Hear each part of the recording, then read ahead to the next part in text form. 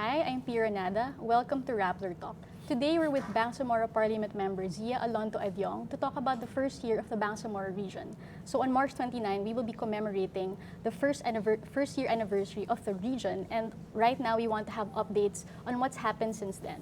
So thank you so much, Zia, for joining us today. A lot of people want to know what's happening in the Bangsamoro region, especially since it's a big milestone and achievement of this presidency, the Duterte administration. And we want to know how life has improved, what the leaders are up to these days, and what you're going to do, especially with the block grant that will be coming in this year. So thank you so much for being here. Pleasure to be here. Okay, so to start off, siguro we can ask muna the things that people want to know about how the law and the BTA, the Bangsamoro Transition Authority, has improved the lives of the people there. So in what way is the Bangsamoro government making itself felt by the people of the region? Well, first of all, we always have to remember that the BTA is still working under the transition government. So meaning to say last year, the BTA operated on the budget of the previous arm. So the budget was actually determined by Congress specifically on the structures of the previous arm government. So right now, we're still under the first quarter of this year. So just last month, the budget for the operation of the BARM of the BTA has been downloaded. And currently, we are in the process of setting up organizations and offices and bureaus. Remember that the BTA, as compared to the previous arm, we have ministries that have already been absorbed. 3 ministries have already plunged into one. The Department of, cite an example, the Department of Education with the TESDA and CHED, you have 3 in the national counterpart. You have 3 agencies, separate agencies, but in the BARM, you have all under one agency. So, meaning to say, the budget that are now being downloaded to the BARM would depend on the matters how we can, how we can facilitate the structures of that are to be established, structures of each offices that are needed to put up to be faithful to the provisions in the Bangsamoro Organic Law. So right now, just want to update that we already enacted the regional commission on Bangsamoro. We also just earlier this month enacted also the office, created the office for the Bangsamoro women and the Bangsamoro youth. So those are the major offices that we have already created by virtue of a law. So again, I've been, trying to remind everyone that we are still under the transition period, and everybody's busy because we face a lot of challenges, and most importantly, the expectations from the ground. You're asking me how the people change their life with the entry of the new political structure, how it really changed the lives of the people. So by focusing on the specific needs as specified by the law, needs of the people, creation of offices, hopefully in the long run we would be able to really, deliver the services that we are deemed to deliver for the people.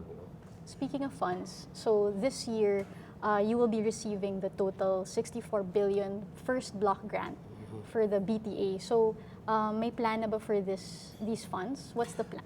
Well, compared to the previous experience that we had during the ARM, Congress actually and the Senate decides the budget in the GAA, but in the present setup, it's the Parliament that really enacts and allocates funding for each ministries in its services.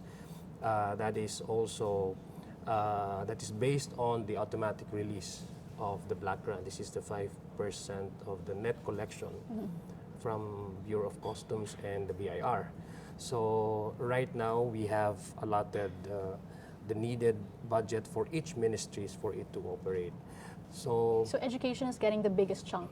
Yeah, because in the education this sectors actually has the largest manpower. You are talking about teachers. You are talking about administrative personnel. And by also absorbing CHED and later on Ched and Testa, you have a huge, very big agency that actually runs through many, many people on the field and also in the offices. So it's understandable that the Ministry on Education has the larger chunk of the budget. So we actually approved early part of not yet that's the was just December. No? Before the end of 2019, we already approved the 65 billion pesos. 63 is comes from the block grant, and the additional other 2 billion, I guess, the 2 billion comes from the local generated income of the region. So you have three sources of budget. You have the block grant, you have the nationally funded programs like the 4Ps and etc. and social services that are funded by the national government, and you also have the share of the region from the local funds. Okay. How about infrastructure? Any updates on maybe some priorities you have on infrastructure in the region? Well, right now they are still unfinished infrastructure projects from the previous arm, and that is part of the programs and the projects that needed to be finished and needed for the national government to really continue on downloading the funds for the completion of these projects.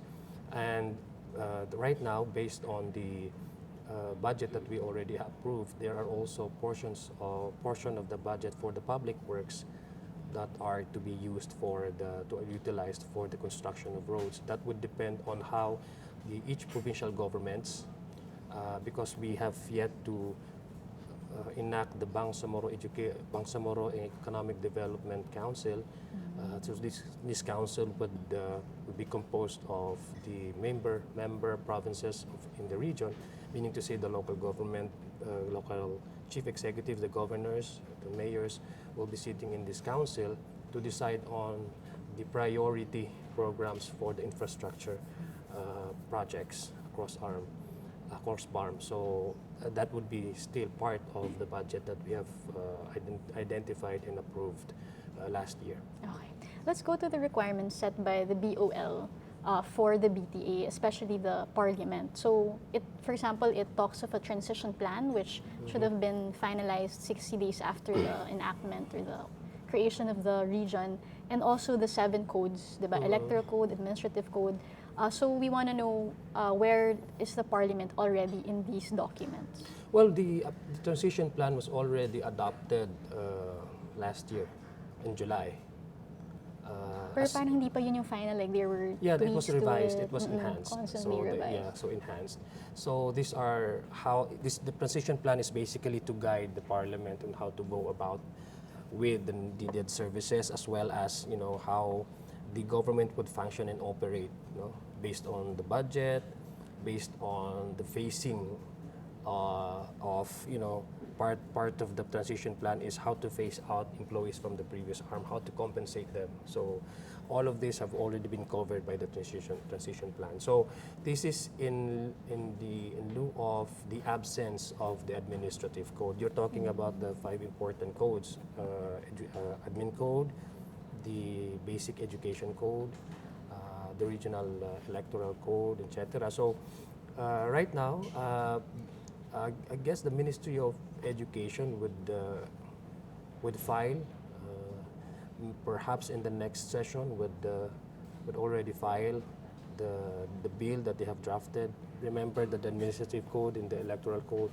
went through processes, hearings, and consultations with the stakeholders to come up with an effective and more responsive piece of legislation. So it took months, before we can finally, come up with a version where the Ministry of Education would be ready to defend it being on the floor. So we are hoping that by the next session, these important codes would be part of the priority or in the order of the business, in the priority discussion of the Parliament.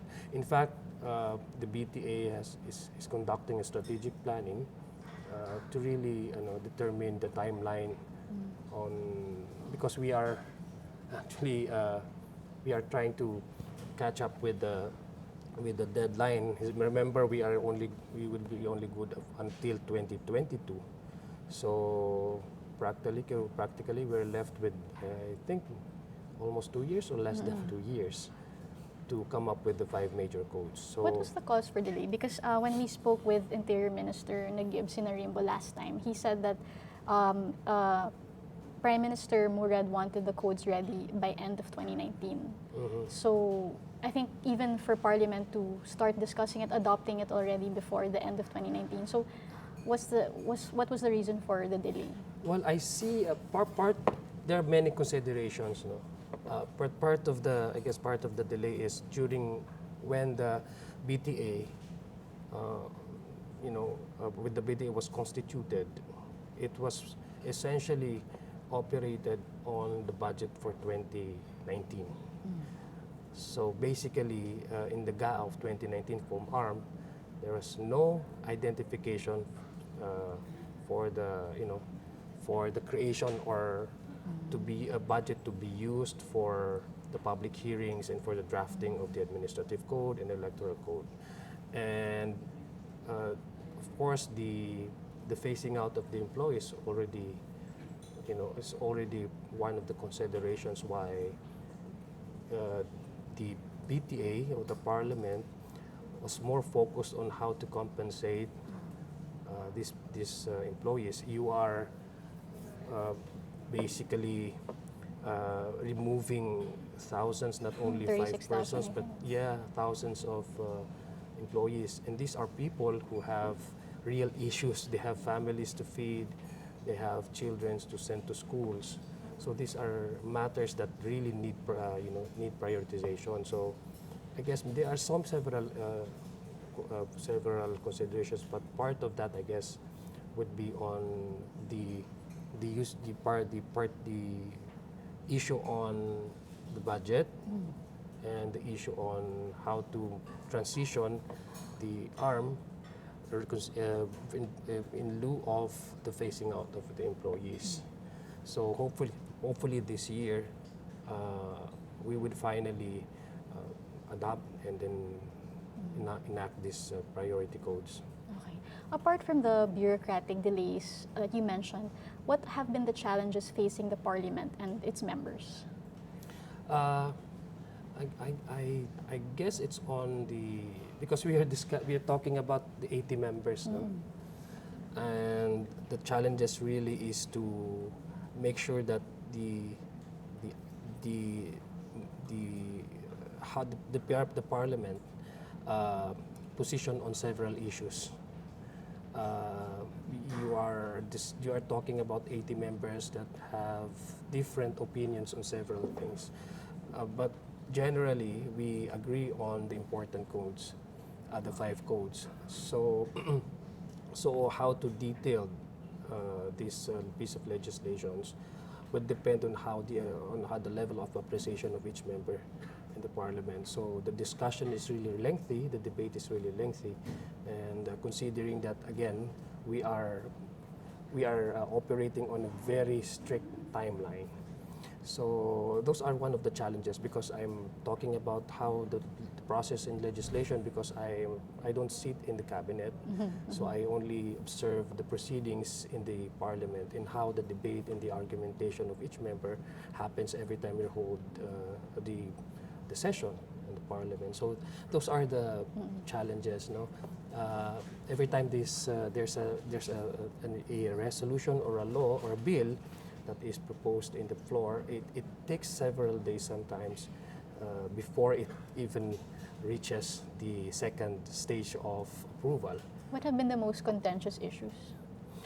Well, so far when it comes to these laws that are already been laid out in the Republic Act, it's a matter of detailing again.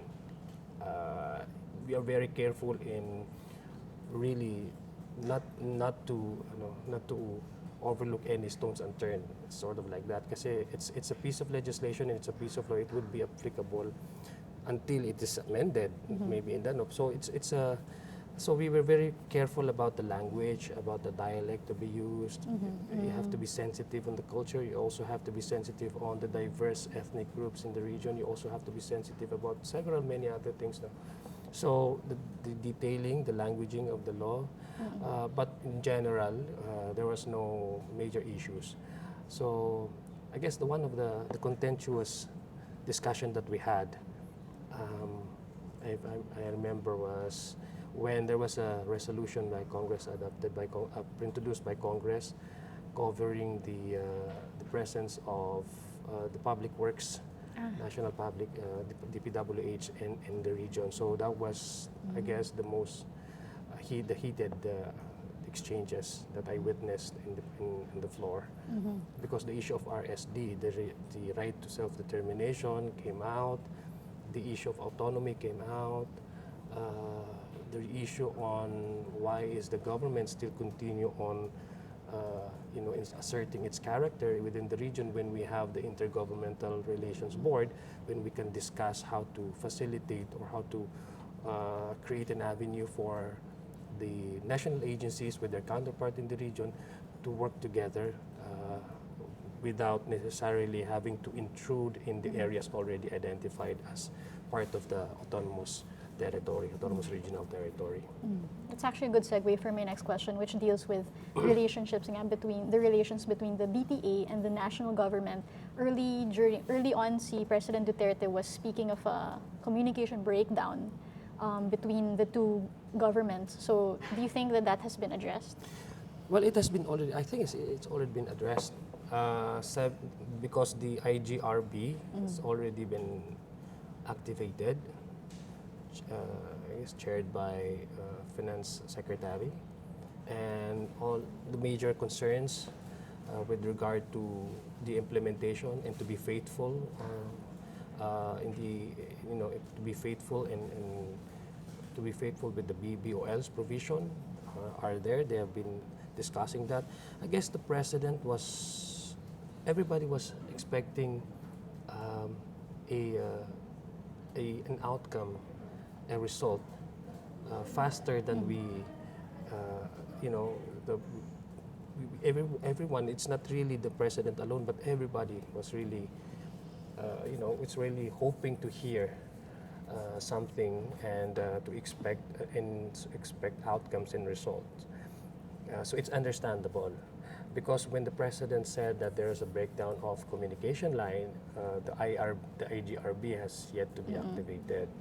So I guess the president was speaking on that premise, because there's no avenue where the president can, or his minister, or his secretaries, or the government, the national government, can can discuss matters with the Bangsamoro regional government. So right now, that I think that has already been resolved. In fact, the chief minister, the ICM, the interim chief minister, and along with his cabinet, they were invited to Malacanang, and they had a meeting there with the local chief executives of Cotabato City, and as well as the local government chief executives of each provinces in the BARM. So was this after the September one, or this is a more recent meeting? yeah, this is more recent. Okay. This is when was this meeting? 3 weeks ago, I guess. Yeah, 3 weeks ago. And the point of the meeting was to... Well, primarily the discussion was the Malacanang wanting to get updates from the BARM, and secondly, the concerns of the local chief executives. Now that they are already part of a different structure, political structure, so it's more of sorting out, the concerns vis-a-vis how the deliverables,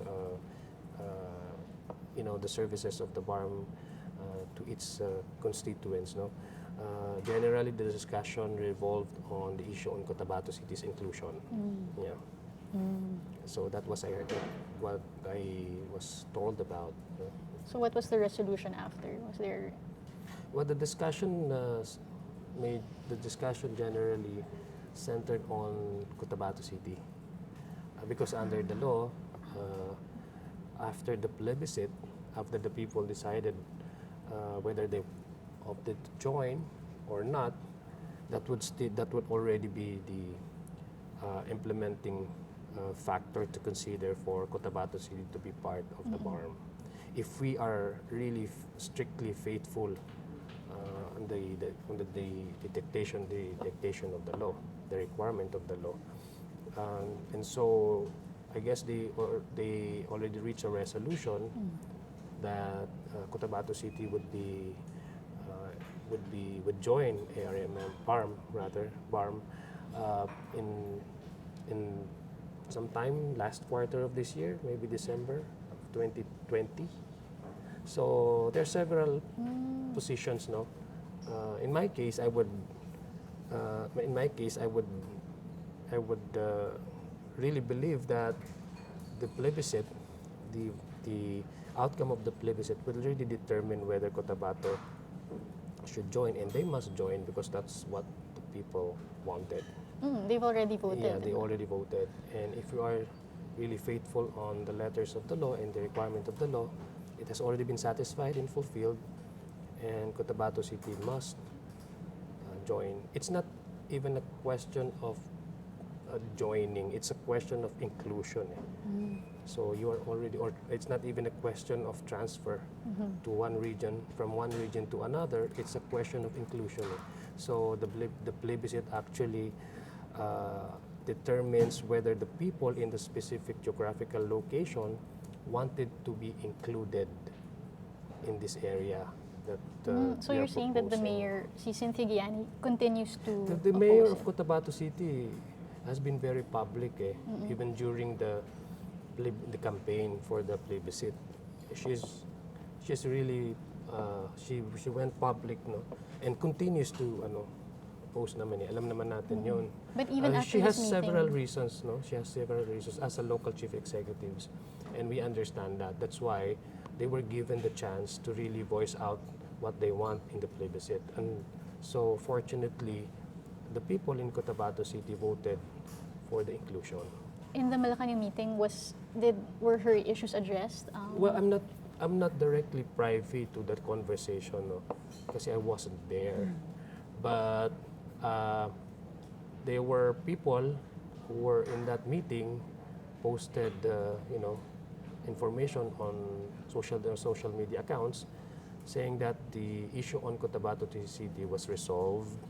So I guess the agreement that they have entered with the president's presence is Cotabato City would be part of BARM later this year in December 2020. And yung BARM can continue to operate from Cotabato City?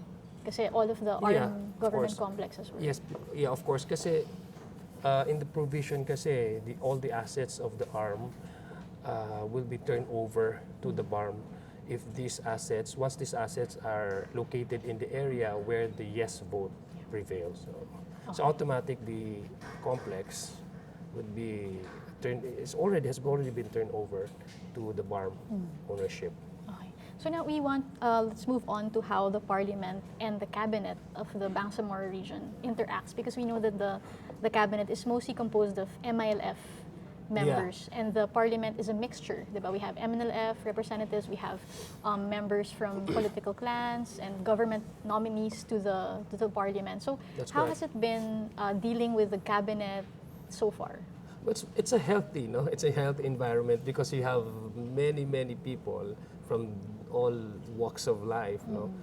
Of course, you have to place the MILF. You have to place the leadership of the BARM, the BTA, under the MILF's control. That's understandable because they are the very actor, in the peace process. The MILF is a signatory to the CAB and the FAB, and later on to the DOL. And you're correct. 39 seats were allotted to government, the government side, And so you have there the MNLF and the government. But again, these people came from different backgrounds, and you are talking about the inclusivity. So no one, the premise really is no one should be left behind. So that's the real, the real premise, where you have people there from the MNLF and the MILF and other sectors coming into the BTA. To transition the arm from to the BARM, and also to get uh, different inputs from different people of all walks of life. Do you really So think it's a that lively discussion every time we hold the parliament session. It's a lively, it's a healthy environment, because you're learning something new every day from from people who sit in the parliament. No? So for you, do you think that the inclusion so far has been genuine, that MNLF has been able to voice out their concerns and are listened to, that other sectors are listened to, that there's no divisions? Remember, in the case of the MNLF with the MILF, they've already been agreed. No, they've already agreed that what the advocacy of the MILF resembles with that of the MNLF. No? They represent the same mass base. They advocated the same, the same struggle, for rights of self-determination, genuine autonomy, etc., the ownership of our resources, etc. So, in terms of advocacy in principles, of course they agree on that. It's just that they have separate, organizations. But and then again, you go back to the issue on representation. They represent the same mass base. They enjoy the same support from the same mass base. So, we discuss about transitioning the arm to BARM, of course, the essential factors that made ARM possible was the MNLF. So you cannot disregard that. And even the BTC during the Bangsamoro Transition Commission, President Duterte expanded the membership to include the MNLF. So all throughout the process, MNLF was part of the piece, the discussion and the formulation of the BOL before the plebiscite. So naturally, you have, for the sake of inclusivity and for the sake of genuine representation from different sectors. So you really need to put there people from different groups, from different, backgrounds. And all of the groups are getting along? Do Yeah, you think so? yeah. Things are going pretty well. Okay. We talk of also Sulu, who didn't vote, who voted against joining the BARM. And so here the question now is, how is the BTA planning to address the issues and grievances of the people in Sulu? The case of Sulu was already been, decided, because the provision in the BOL, when it comes to the provinces that were already part of the ARM, to be automatically included in the BARM, once you have the general result of all provinces. No, so yes, Sulu voted against the inclusion, but it was override by the popular vote generally in the region. So that's the determination in the law. So, But how then are you addressing their issues? Because even if they're automatically in the BARM, the Yes. grievances are still there. yeah.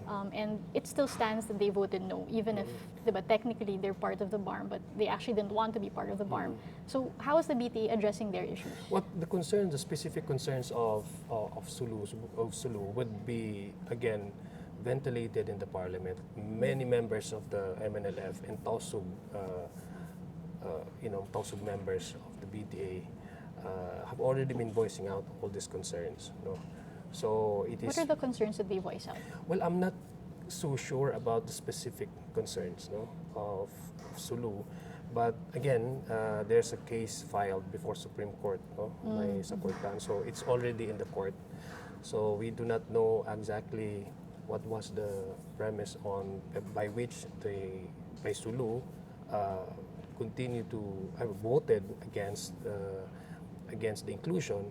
But again, in the parliament, there are Tausug members there who have already ventilated their concerns specifically to Sulu, and this would be addressed in a manner where you can draw the support of the leadership of the BTA, and also by the support of all members there through resolutions or through enacting laws, institutionalizing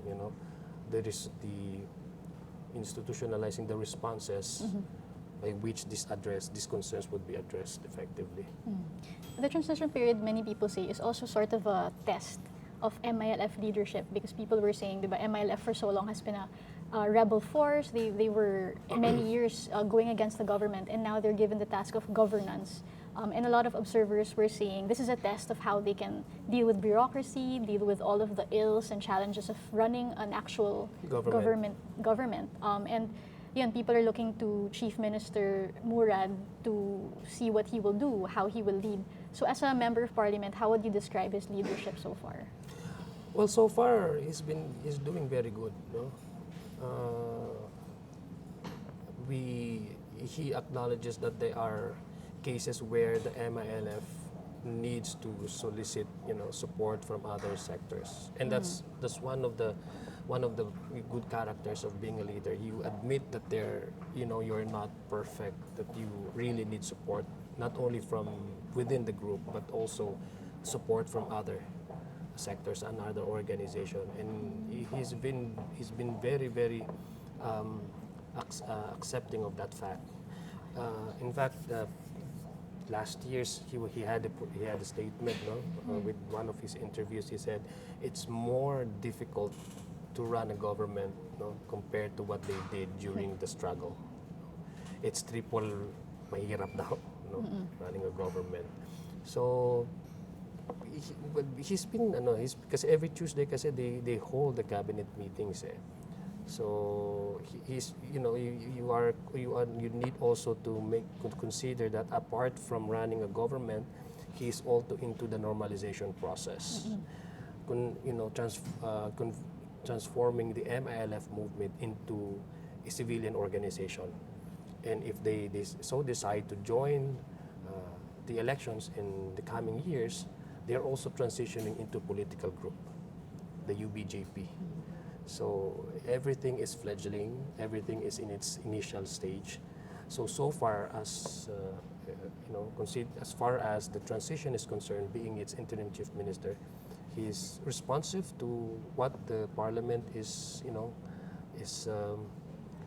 what the parliament is saying. He acts on all the concerns that the parliament decides, and he's very accommodating to the concerns of each provinces. Being a leader, I guess he has already proven that as a leader of the MILF. But being a bureaucrat is really the challenging one. Yeah. So he's really accepting to the fact that he needs support, and that's a good thing. In what way has he been accepting help from other sectors? Well, he continues to with his the members, the ministers. They continue to engage with the stakeholders. They're holding consultations. So, aside from being a chief executive, he also sits in the parliament, as a member of the parliament. So he hears all the issues, because the issue now of the concerns of the entire Bangsamoro has become more democratic and more legitimate. Is transformed into a legitimate and transformed into a legitimate and democratic venue. It ventilates now inside the parliament's hall. So from right now with the BARM, you do not need to bear arms in order for you to be heard. So you are now channeling your energy and your effort to a more democratic manner. So the ICM is being a member of the parliament. He hears all the concerns, because the advocacy for right to self-determination does not end with the formation of the BTA or the BARM. It will continue on. So it's an evolving narrative. Does he also consult with former leaders of the ARM? Because I imagine they would have experience running a bureaucracy and maybe contribute to BARM. There's a provision in the law that there's a venue for the coordination, in order to set up a mechanism for the previous leaders of the arm with the current chief minister to sit together and then sort out how to run the bureaucracy. This is the Council of Elders, where even the governors of the entire arm, and he's very, again, he's coordinating with the governors, and he's also talking with other leaders, previous leaders of the arm. And yes, he's very accommodating, accepting to suggestions from different people. Does he still have the Wednesday chief minister's hour? Yeah. So he continues to update the parliament on what the Yes. cabinet is doing? Yes. So every Wednesday, first week of the session of each month, he's holding the chief minister's hour. So informing the BTA, and then there's a portion in the chief minister's hour where the members of the parliament can ask anything to the chief minister. How did he explain the cabinet reshuffle that happened a few months ago? Well, I actually don't know the reason behind that. No, maybe it's a few adjustments. No, it's part of the bureaucracy. It's part of the needed adjustment. No, in order for the government to really respond accurately with the needed services that we need to deliver to the people. So it's more on administrative issues. So I'm not really privy on the reason behind it. Okay. So my last few questions have to deal with Marawi, because aside from being a member of parliament, you're also a Marawi crisis spokesman. Yeah. So, and you come from Marawi. So, Yeah. From Marawi. Yes. So, the Bangsamoro Parliament, the PTA has said it wanted to be more involved with Marawi rehabilitation. In what sense has this happened? We already created a special committee on Marawi rehabilitation in order for the BTA to identify the intervention that they need to come up with in terms of supporting the ongoing rehabilitation and reconstruction plan for Marawi's issue. Remember, the creation of the Task Force Bangon Marawi preceded the creation of the BARM, no? So previously, the ARMM sits there as a member agency of the Task Force Bangon Marawi, and before the BARM was constituted, the BTA was constituted, the master plan already was adopted, no? So you have subcommittees. So what the Special Committee on Marawi Rehabilitation do is to hold public hearings and consultations with the local chief executive LGUs, with the IDPs, etc., in order for us to be able to update ourselves and know exactly what are the mechanism and intervention we can support, how we can support. So there are 3 levels of support that we intend to provide. Number 1 is the deliverables, meaning to say there's the quick response. So the immediate needs of the IDPs, like relief goods, like electric power, etc. Number 2 is how to institutionalize support system, livelihood programs. It requires budget, so you need the approval of the parliament. And number 3, on cases of a military reservation, the issue of military reservation, the issue of land ownership, we include that in the talking points in the IGRB, the Intergovernmental Relations Board. So these are the 3 layers that we are hoping to, we are actually set up in order to intervene with the Marawi rehabilitation. So Marawi is really in the heart of the administration's priorities. When the first inaugural speech of the inaugural speech of ICM, he made mention Marawi's rehabilitation as the center of his concern. The priority. It's part of the 12-point agenda priority of the government of the day, meaning the MILF. Being ICM as the leader. Does the Bangsamoro Parliament have a stand on the proposal to put up a second military camp? Yes. We already adopted a resolution requesting the president, to not to proceed with the setting up of additional military camp. And this resolution is also been shared in terms of in terms of the sentiments, no, it's generally is being shared by all LGUs in the province. The Lanao del Sur, ang Panlalawigan, no, Sangguniang Panlalawigan also adopted their own resolution. The Marawi City Council also has a resolution, and other NGOs and other stakeholders, no, groups in civil civil society organizations also had, and even the people, the residents themselves, and even the 24 barangay chairmen also do not want to have additional military camp in Marawi City. Okay. Is the Parliament or the BTA in general satisfied with the national government's achievements or what they've done, their effort towards Marawi rehabilitation, especially when they say that the evacuees might only be able to go back to the MAA in mid-2021? Is this fast enough for the Parliament, for the BTA? Well, the degree of destruction, Pia, in Marawi City would be very, very, it's really challenging, to reconstruct and rehabilitate Marawi City. So it's not even a question of satisfaction. It's a question of how to go about,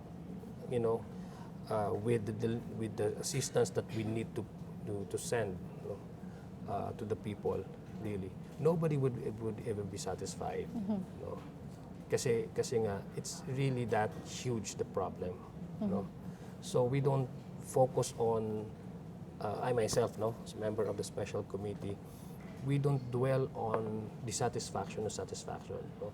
We are focused on what to deliver right away, and what we can achieve on this specific timeline.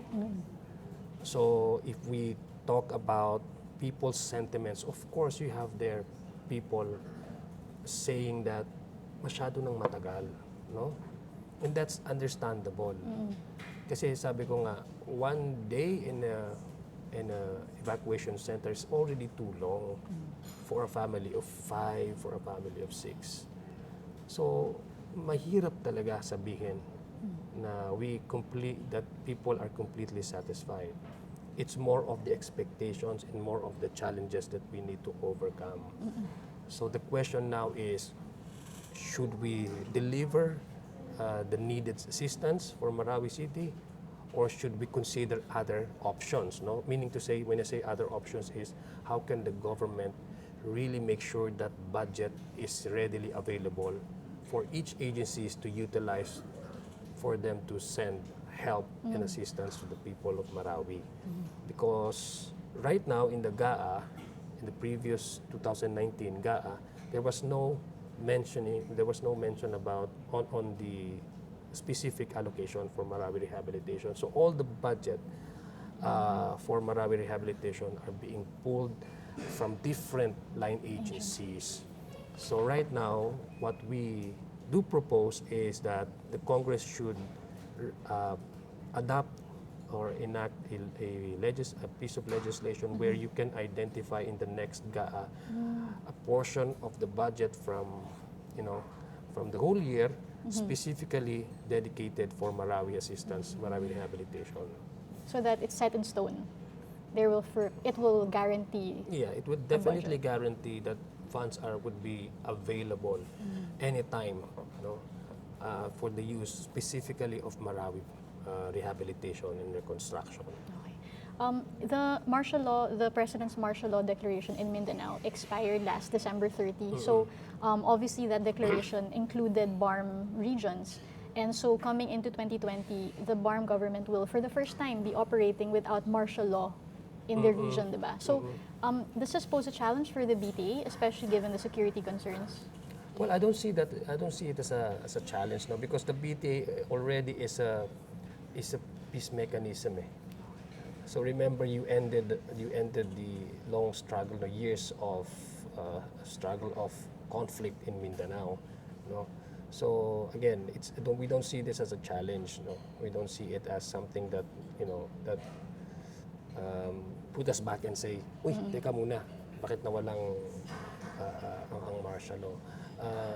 So sa amin, martial law was ultimately for the security sector to respond to the level of threats, using the argument of the the emergence of radicals and violent extremism, and we know that this is an existential threat.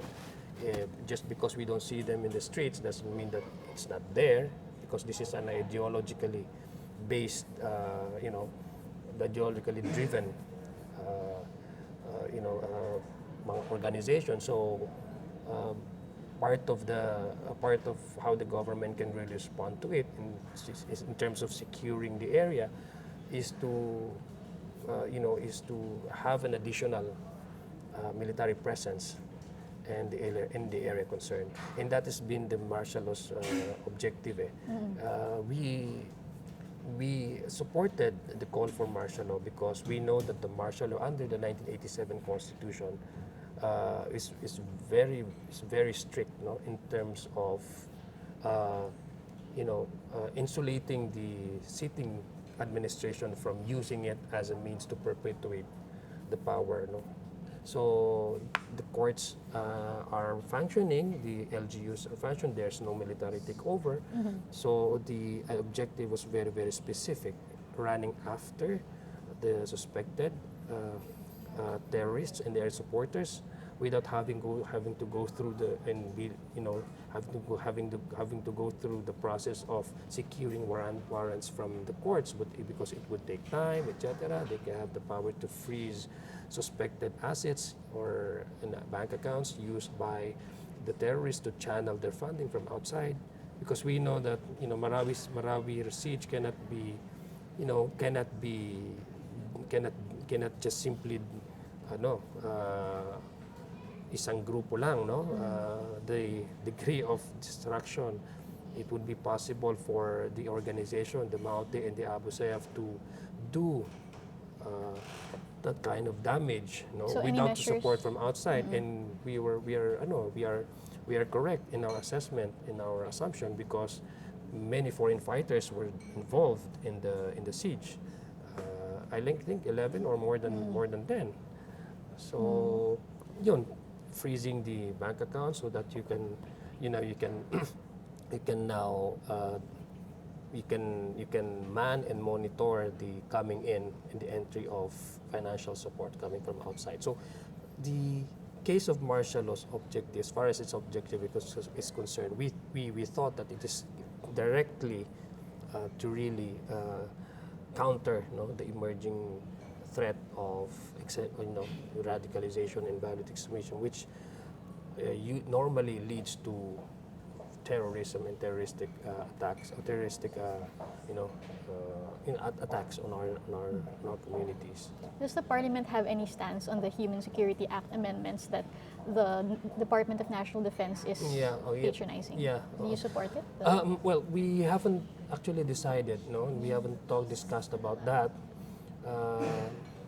But we are aware of such legislation. No, I think it was passed it was already approved, I guess, on the third and final reading in the Senate. But they're waiting for the counterpart version in the House. So we haven't actually discussed thoroughly on that matter.